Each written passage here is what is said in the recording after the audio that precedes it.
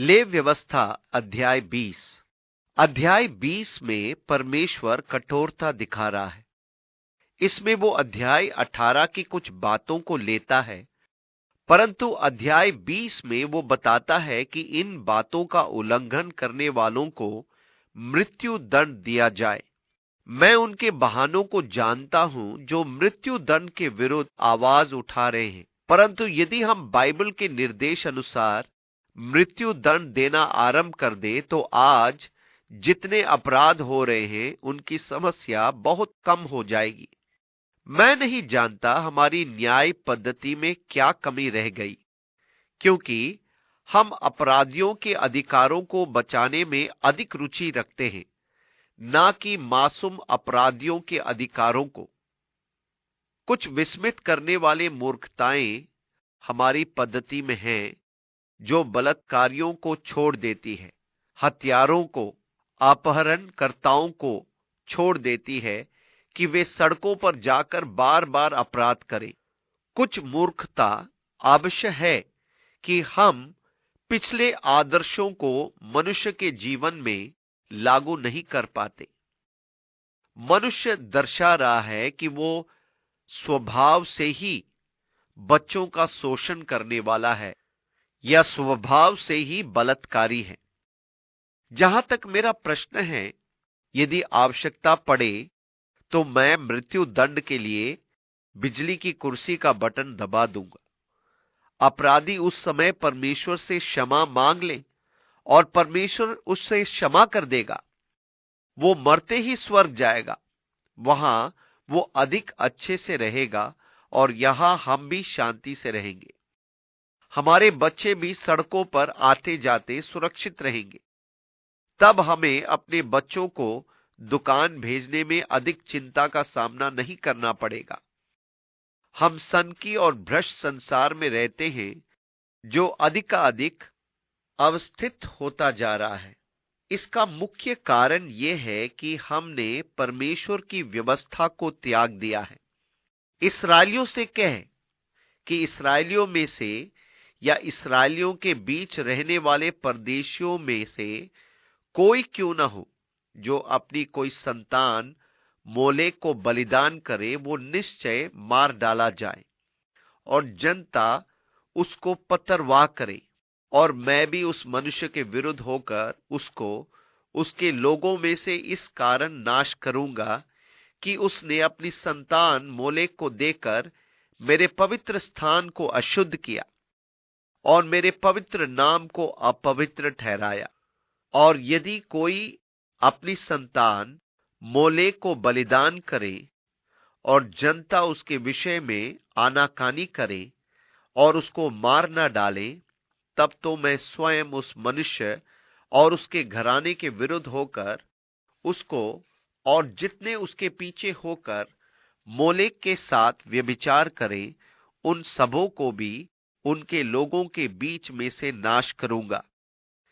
फिर जो प्राणी ओजाओं वो भूत साधने वालों की ओर फिर के और उनके पीछे होकर व्यभिचारी बने, तब मैं उस प्राणी के विरुद्ध होकर उसको उसके लोगों के बीच में से नाश कर दूंगा।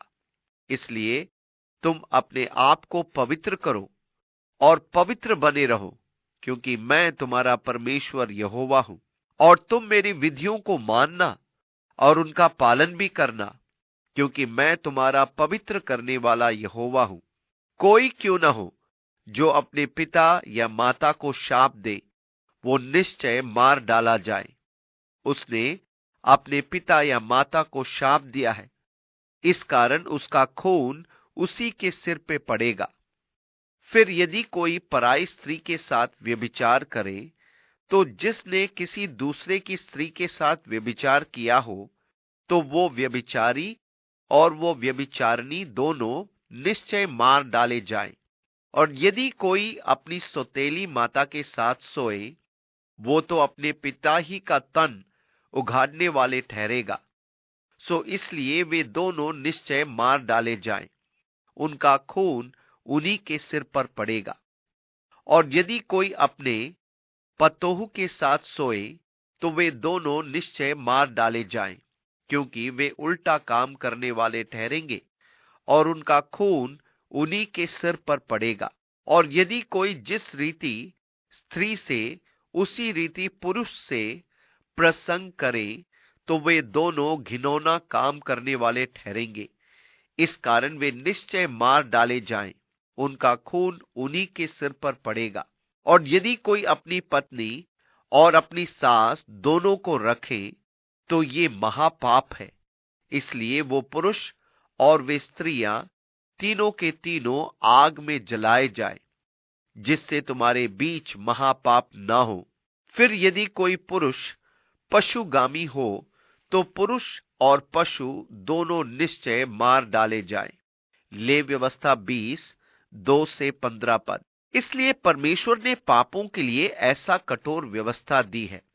इससे आपको समझ में आ जाएगा कि आपके बारे में परमेश्वर क्या विचार रखता है।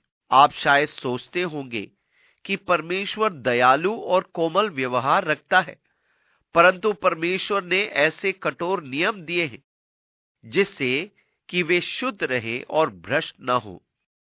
वे जब तक परमेश्वर की व्यवस्था का पालन करते हैं तब तक परमेश्वर उन्हें आशीषें देता रहता है।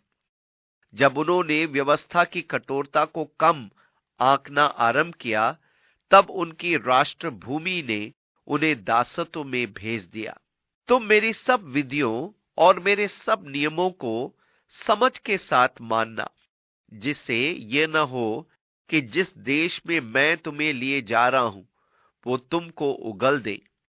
और जिस जाति के लोगों को मैं तुम्हारे आगे से निकालता हूं उनकी रीति रस्म पर न चलना, क्योंकि उन लोगों ने जो ये सब कुकर्म किए हैं इसी कारण मुझे उनसे घृणा हो गई है। ले व्यवस्था 20:22 और 23 पद। इसलिए परमेश्वर उनके उन्मूलन की आज्ञा दी। इसलिए जिन्होंने नियम तोड़े उनके साथ कठोरता से व्यवहार किया। मैं आपको बता देना चाहता हूं कि ऐसी व्यवस्था के कारण ही अपराधों की संख्या कम से कम होती है। उस समय सड़कों पर चलना कहीं अधिक सुरक्षित था।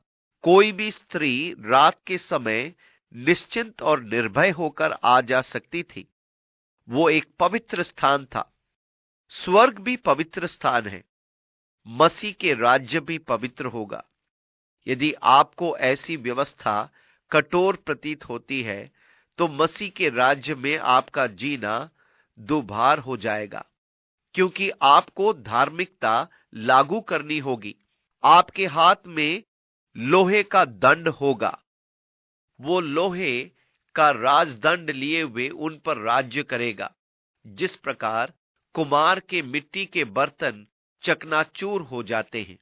प्रकाशित वाक्य 2:27।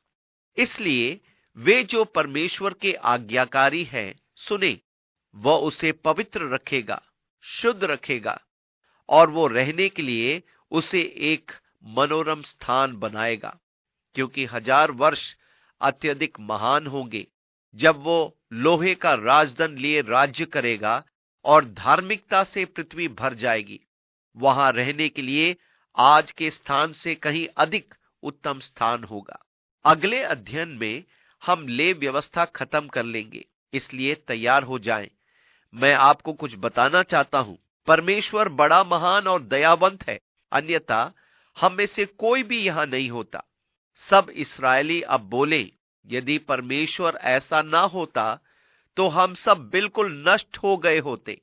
यदि परमेश्वर इतना अनुग्रहकारी, दयावंत, स्नेहशील और प्रेम दिखाने वाला ना होता तो हमारे पास एक मौका भी ना होता। परंतु यीशु मसीह में हमारे प्रति अनुग्रह और सच्चाई के लिए स्थान है। परमेश्वर का धन्यवाद हो। तो क्या मैं अधिक पाप करूं कि मुझ पर अनुग्रह बढ़े? परमेश्वर ना करे। वो जो पाप के लिए मर गया, क्या फिर से पाप में जी सकता है? एक संदर्भ जिसको हमने छोड़ दिया। परमेश्वर ने कहा, यदि तुम व्यवस्था के द्वारा चलते हो तो तुम इसके द्वारा जीवित रहोगे। और इन्हीं कार्यों के करने पर वाचा बांधी थी। परमेश्वर ने नई वाचा हमारे साथ बांधी। हम मसीह में क्या है, ये वाचा उस पर स्थापित है। अब हम क्या करते हैं? अपने ऊपर नहीं, परंतु परमेश्वर ने क्या किया और मेरे उच्च महायाजक यीशु मसीह के कार्यों पर विश्वास लाने और भरोसा करने के ऊपर स्थापित है। जब आप लेव व्यवस्था पढ़ें, तब इब्रानियों की पुस्तक भी पढ़ना लाभकारी है, क्योंकि जब आपको इब्रानियों की पुस्तक अच्छी तरह समझ आएगी, जैसे पहले कभी समझ नहीं आई थी। इसलिए एक विशेष कार्य उनके लिए जो प्रथम स्थान पर पहुंचना चाहते हैं, इब्रानियों की पुस्तक पढ़े।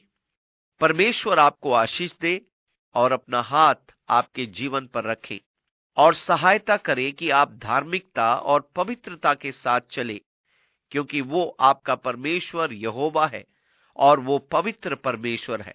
वो चाहता है उसके लोग पवित्र हो, ताकि हमारे कार्यों के द्वारा प्रभु के नाम की निंदा न होने पाए, परंतु हमारे भले कामों को देखकर हमारा पिता जो स्वर्ग में है महिमावन पाए।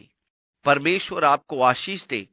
परमेश्वर के मुख का प्रकाश आप पर चमके और उसका प्रेम आपके हृदय में ज्वलंत बना रहे, यीशु के नाम में।